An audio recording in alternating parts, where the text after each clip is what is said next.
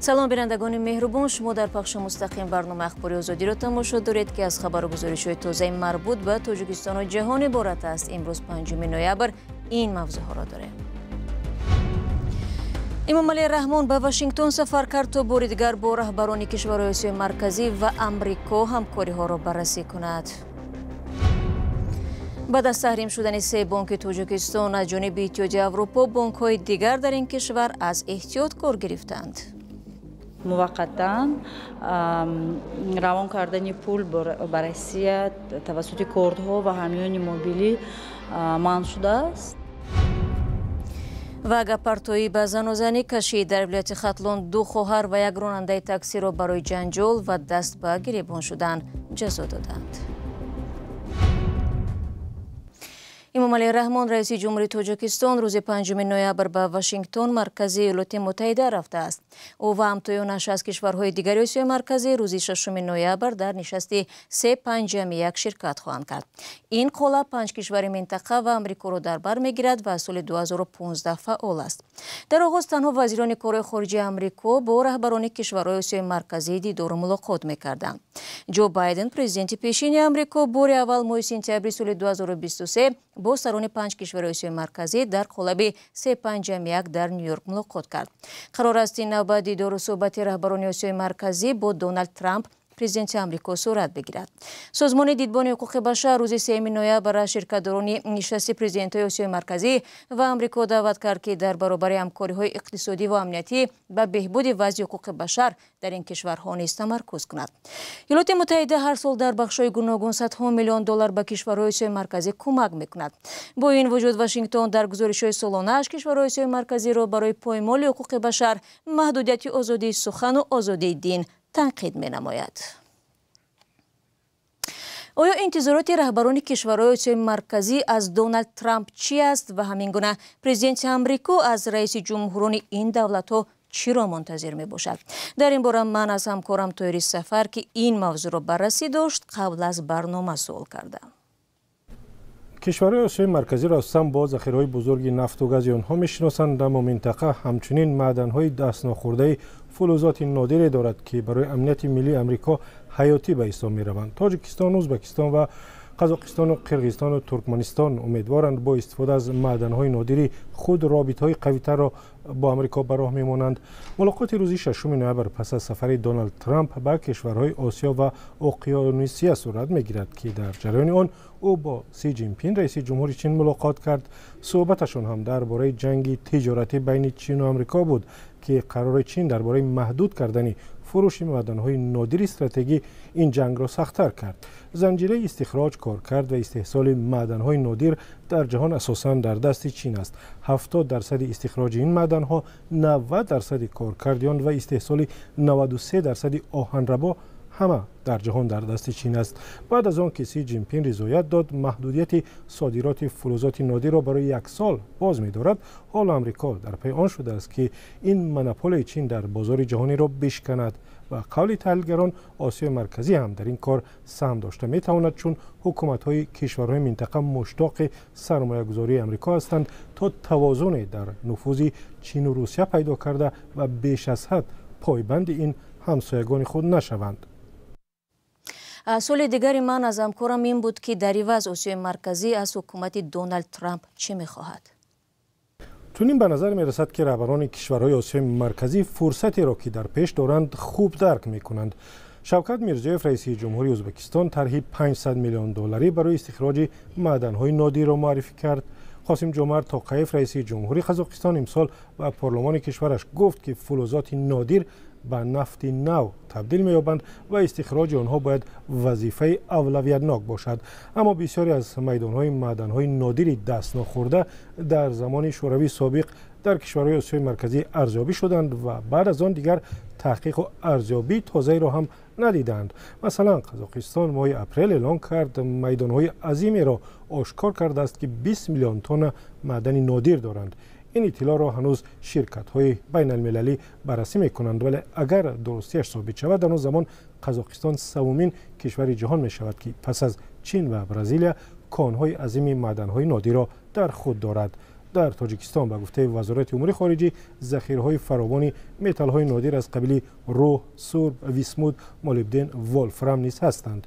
ویلیام کورتنی سفیر سابق آمریکا در قزاقستان و پژوهشگر در مؤسسه راند کارپوریشن و رادیو آزادی گفت که حکومت‌های آسیا مرکزی خواهان گسترش همکاری‌ها با آمریکا در زمینه اکتشاف، استخراج و فروش این فلزات و دیگر معدن‌های نادر هستند، اما به خصوص مشتاق سرمایه آمریکا برای کارکرد این معدن‌ها میباشند.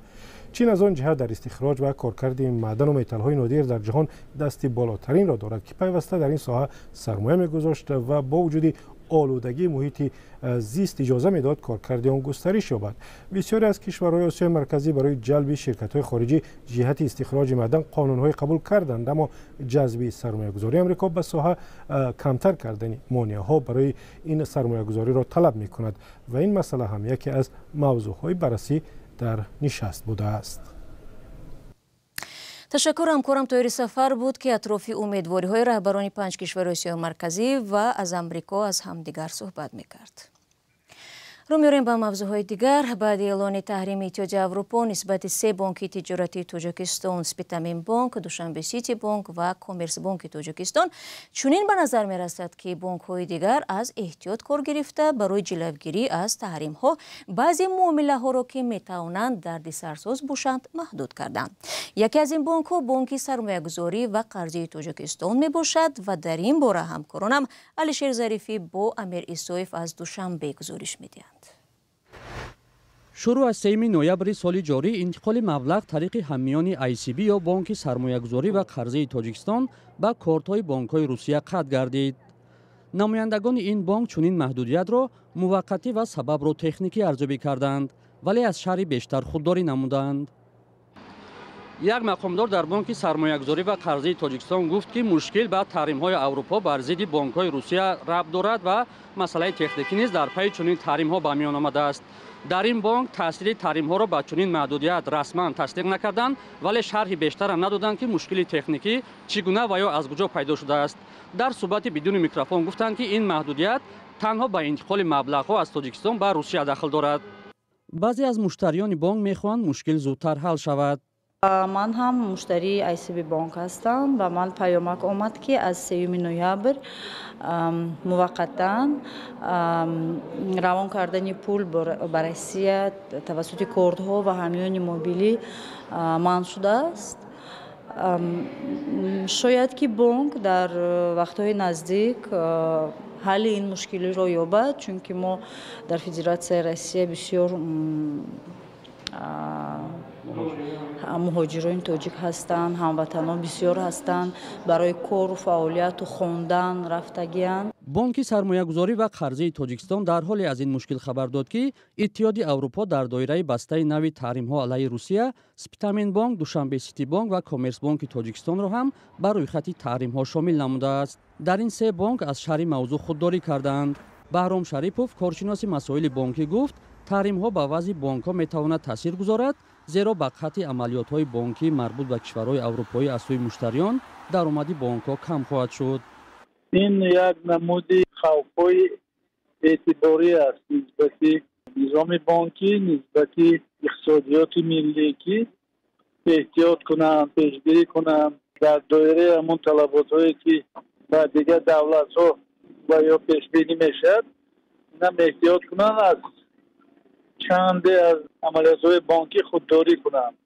اقتصاددان فاضل فتولایف نظری دیگر دارد. باید قید کرد که طرف تحریم داده، یعنی که طرف تحریم اعلان کرده خود ضرر می‌بیند. یعنی که آن بانک‌ها، آن سرمایه‌گذارهایی که در جمهوری تاجیکستان مبلغ گذاری کردند، آنها به هر گونه مشکل‌ها و به هر گونه مانع‌ها در جمهوری تاجیکستان و در اروپا اکنون دچار می‌شوند. در پی اعلان چنین تحریم‌ها بانک ملی تاجیکستان گفت که پیامدهای تحریم‌های اتحادیه اروپا به ضد 3 بانک تجارتی کشور را می‌آموزد و برای کم کردن عاقبت‌های منفی آن با شریکان بین‌المللی مشورت می‌کند. در اظهارات وزارت کارهای خارجه تاجیکستان هم آمده است که حکومت تاجیکستان وضع را مورد آموزش و پیگیری قرار داده برای کاهش دادن پیامدهای منفی این تحریم‌ها چاره‌های ضروری می‌اندیشد.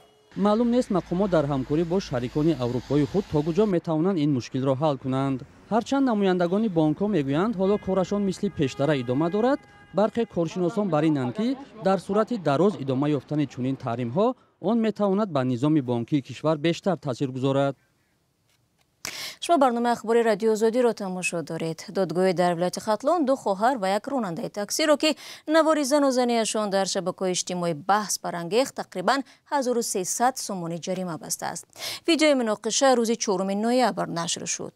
раёсати корҳои дохилии вилояти Хатлон рӯзи 5 ноябр гуфт ҷанҷол нима шаб ва баъди даъвати ронанда аз хоҳарон барои савор шудан ба мошинаш дар шаҳри Бухтар сар задааст. назари ҷонибҳои баҳс ба ҳодиса ва ҳамин тавр қарори додгоҳ дастрас нест. мақомот ҳам тафсилот надоданд, вале гумон меравад зану зании хоҳарон бо ронанда баъд аз гаппартоӣ шурӯъ шудааст. дар Тоҷикистон солҳои ахир даҳум мард асосан ронандагонро барои озори лавзӣ ва бадрафторӣ бо занон ҷазо доданд. аксу наворҳо аз ҷараёни иҷрои корҳои ислоҳии онҳо ҳам пайваста расонаӣ мешавад. аммо даст ба гиребон шудани бонувон бо мардон барои гаппартоӣ кам рух додааст. барномаро идома медиҳам. дар душанбе гази моеъ камчин шудааст. дар аксар нуқтаҳои фурӯши маводи сӯхт ба ҷои нархи газ дар таблоҳо навиштаҷоти газ нест гузошта шудааст. ин вазъ сокинону ронандагонро саргардон кардааст. сабаб гуфта намешавад, аммо бархе вазъро ба кам шудани воридоти ин нави сӯзишворӣ ба кишвар рабт медиҳанд. дар навбати худ таҳлилгарон мегӯянд ба далели он ки воридоти газ инҳисори як ширкат аст, он ба таври сунъӣ камчин карда шуда, дар пай нарх ҳам боло бурда мешавад. идомаи мавзӯъ дар гузориши ҳамкоронам Зарангези Наврӯзшов ва Шаҳлои Абдулло. лутфулло чанд нуқтаи фурӯши сӯзишвориро дар душанбе гашт, аммо газ наёфт. вай 2 рӯз боз дар ҷустуҷӯи гази моеъ аст ва бо зарфи холӣ ба хона бармегардад. ҳамин рӯз ай тараф сеюм баз тақрибан сар кардем, ин ай тарафи 9 километр рафтем. охирон ҳамиҷа омадем, оз гашта хона меравем. ҳадон заправка медроем, мегӯянд ки газ нест. ин шабу рӯз ба мисли Лутфулло шахсони зиёде зарфи газ дар даст гази моеъ мекобанд. ҳангоми таҳияи гузориш дар 5 нуқта ба мо гуфтанд ки газ нест. якбора камчин шудани ин навъи сӯзишворӣ ронандагон ва ҳамсокинонеро ки дар кори рӯзгор аз газ истифода мебаранд саргардон кардааст. ман мехоҳам баллони газ пур кунам барои хона, барои авқот. нестам мегӯяд, дига нест. нархи газ дар моҳҳои ахир дар Тоҷикистон нисбатан арзонтар буд. 1 литраш 4 сомониву 60 дирам ва бо камчин шудани он арзишаш боло рафтааст то 5-5.5 сомонӣ. кормандони нуқтаҳои сӯзишворӣ ин рӯзҳо қариб бекор монданд ва мегӯянд сабаби набуди газ барояшон маълум нест. савол ҷавоб мекунам барои чӣ нест, барои чӣ ҳаста. мо ҳеҷ гуфта наметавонем ки нешад. то ин вақт бисёр буд ва арзон буданд? то ин вақт бисёр буд, ҳам газ бисёр буд, ҳам арзонӣ буд, ҳам ягон мардум танкашӣ намекашид, ягон азом набуд. дар баъзе аз нуқтаҳои фурӯши сӯзишворӣ гуфтанд мушкил дар кам ворид шудани газ аз хориҷ аст. ин сабаб шуда ки ҳоло гази моеъро танҳо дар нуқтаҳои фурӯши ширкатҳои калону дастраскунандаи он пайдо кардан мумкин аст, вале он ҳам бо маҳдудият. бархе аз он нигаронанд ки камчин шудани газ ва болоравии нархи он ба арзиши хидматрасониҳои дигар ҳам таъсир хоҳад расонд. дар назари мардум ҳамин як чизе ки ҳамин қимат шид, зарараш ба мардум мераса, ба мардуми оддии дига ба ки мераса? якум ба таксиёр, якум ба мардуме ки дар такси мешинад, баъд дуюм ба таксиё ҳам ҳисоб намешавад. таксие ки ба газ фаъолият мекунанд, таъсираш якум ба мо мерасад. тоҷикистон гази моеъро асосан аз Қазоқистон ва миқдори ками онро аз Русия ва Узбекистон меорад. дар кишвар 14 ширкати воридкунандаи гази моеъ аст, вале намояндагони чунин ширкатҳо маъмулан намехоҳанд ошкоро дар бораи сабабу омилҳои афзоиш ва ё поин рафтани арзиши нарх гап зананд. бинандагони азиз, 15 дақиқае ки дар ихтиёр доштем ба поён расид. ташаккур барои ҳамроҳ будам. чун ҳамеша хабарҳои бештар аз инро шумо айзо метавонед дар сомонаи озодӣ.орг пайдо кунед. инчунин саҳифаҳои мо дар шабакаҳои иҷтимоӣ Instagram, Telegram ва TikTok ва Facebook дар хидмати шумо айзон аст. агар худи шумо ҳам шоҳиди хабар ё ҳодисае шудед, лутфан бо радиои Озодӣ дар меён гузоред. худро эҳтиёт кунед ва худо нигаҳбонад.